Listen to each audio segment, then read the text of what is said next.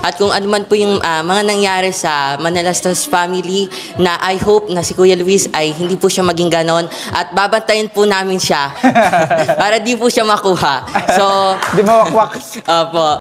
Sabi ni, nakakatuwa lang yung mga message nung kanina na babantayan ka namin. Huwag ka lang mawakwak. Sabi ko, sweet na nga na sabi. Bantayan nyo to ha. Huwag pagka nawawakwak na. Si Renzo nawakwak na wala. Hindi. Ando lang yan, di lang nakagawa. Ayun po, stop po muna natin. So just as of lamang po in this video is pag-uusapan po natin yung mga naging mensahe nga po ng mga ka-churchmates ni Kuya Luis sa pagbabalik nga po niya sa Manalastas family. Kung saan nga po, merong isang bata doon, si Jaren pa yun, na talagang mas napukaw yung or kumbaga mas na-highlights yung kanyang mensahe dahil nga po nasabi niya na talagang babantayan daw po nila si Luis para lamang talaga hindi ito mawakwak. At sobrang nga po itong ikinatuwa nila Tekram, nila Tekjun at ng lahat dahil nga po itong mga batang ito kahit napakabata pa nila is naiintindihan nga po nila yung mga nangyayari nga po sa Manalastas family. Especially nga po yung isa nga po na nakuha nga po, nawakwak nga daw po sabi nila. At ayaw nga po nila na mangyari ito sa kay Kuya Luis nila. Kasi talagang ang turing nila kay Luis is kuya talaga nila at kapatid talaga sa pananampalataya. Kaya good job sa mga batang ito. At tawag dyan, nabanggit si Renzo na baka nawakwak daw kasi wala. So si Renzo daw po is wala dahil nag-swimming daw po sabi ni Luis. Ayan po, ipagpatuloy po natin. Pwede ba lahat ng mga youth dito? Ayan.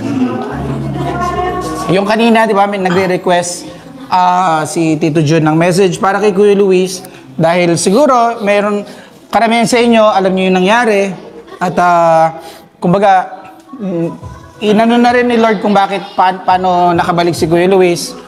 So, sa mga nangyari, maraming nangyari, no? So, ano yung gusto niyo i-message sa kanya? Okay, sino mauna? Kuya Floyd, mauna ka na para Ayan, so first of all po, I believe na ito po God's will or God's purpose po. No? So kung ano man po yung nangyari na alam naman po natin na nagkaroon ng negative effect or impact po sa family po ng Manalastas family and yung other side po is alam po natin na hindi po may compare yun dun sa galak or sa saya po na padating at nararanasan po natin ngayon. So alam ko po na yung will po ni God is maibalik si Kuya Luis po ngayon at salamat po sa kanya, yung puso niya po is talagang malambot pa rin po kasi kahit na marami po siyang pinagdaanan, hindi po siya nagtanim, hindi po siya nag-ipon ng galit sa Manalastas family po. At yun po, message ko po tuloy-tuloy po yung paglilingkod niya sa ating Panginoon at will po ito ni Lord para mas mapalapit po siya sa ministry na ating Panginoon, magamit yung kanyang buhay at yun po yung pagsunod sa ating pong Diyos. Thank you so much. Grabe yun, napakagaling po talaga magsalita ni Floyd. Talagang dati pa lang napapansin na po natin na napakagaling pong magbitaw ng mga salita itong si Floyd. So given na din po yun na magaling siya kasi nga po napakatalinong bata. Kung naalala nyo po nung na-vlog siya ni Tekram doon sa kanilang bahay, napakarami po niyang mga medals, mga awards. Kaya good job sa iyo. Pastor Floyd nga daw, the little pastor yung tawag nila kay Floyd eh. So next naman si Jaren po yung magsasalita. Kuya Floyd, thank you. So hello po, so gusto ko lamang pong sabihin kay Kuya Luis na palagi lamang po siyang maglingkod sa ating Panginoon. Andito si Kuya Luis. At palagi lamang po siyang magpakabait at kumbaga andun po yung takot niya sa ating Panginoon. Kaya kumbaga malaki po yung puso ni Kuya Luis sa amin po at nakikita po namin yon. At kung ano man po yung mga nangyari sa Manalastas family, na I hope na si Kuya Luis ay hindi po siya maging ganon at babantayan po namin siya para di po siya makuha. So, di mawakwak. Opo. And wish ko po kay Kuya Luis na I hope na hanggang sa pagtanda po namin na andito pa rin po siya at never po siyang magbabago. At ayun lamang po. Thank you so much.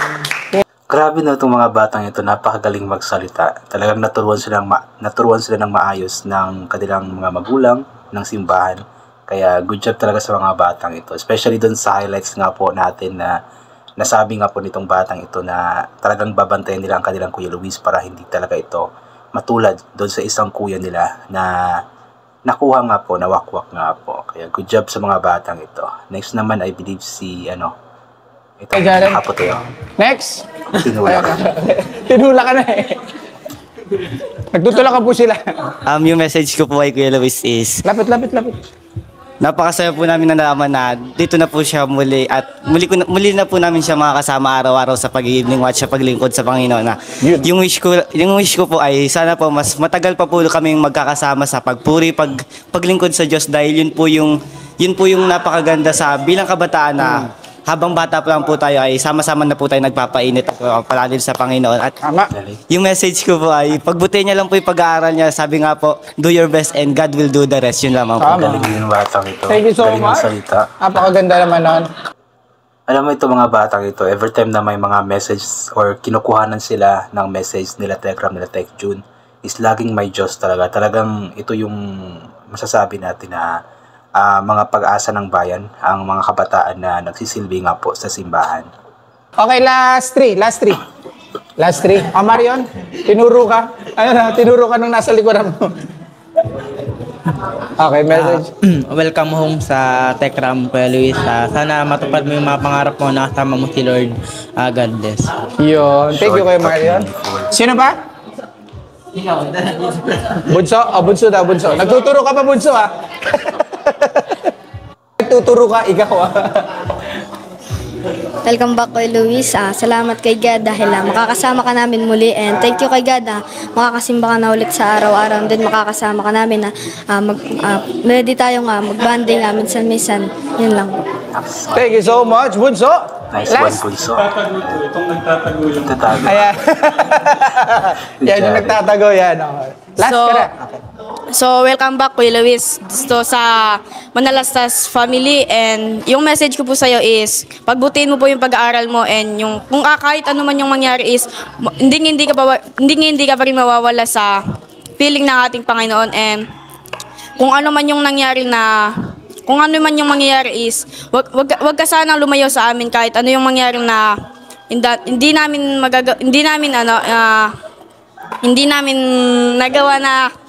Kumbaga, kung may nagawa mo kami sa iyo na hindi namin na ginusto is, sana patuloy ka pa rin namin makasama, and sana yung isa pang message ko sa iyo is patuloy ka lang sumamba sa ating Panginoon upang patuloy ka namin makasama at makabanding sa pang-araw-araw.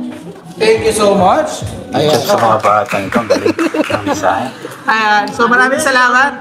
At magtulungan kayo lagi. At gusto ko yung sinabi ni Jaren na babantayan daw niya si Kuya Luis. Kumbaga, magbantayan kayo sa isa't isa kapag may nakikita kayong kasama na may ginagawang hindi tama, no? Kumbaga, paalalahanan ninyo, sabihin ninyo, at ayun, magtutulungan tayo. Alright?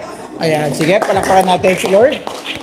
Ayan, good job talaga sa mga batang ito. Youth ministry doon sa kanilang lugar. So yun, good job. At sana nga ay magbantayan nga po sila para hindi mawakwak ang isa sa kanila, especially nga po ang kanilang Kuya Luis. Kaya ayun, sana ay mangyari nga po na magkakasama sila habang sa pagtandaan nila. Ayan po. So dito na lang po ang gagawin natin reaction ni video. God bless po and bye for now po.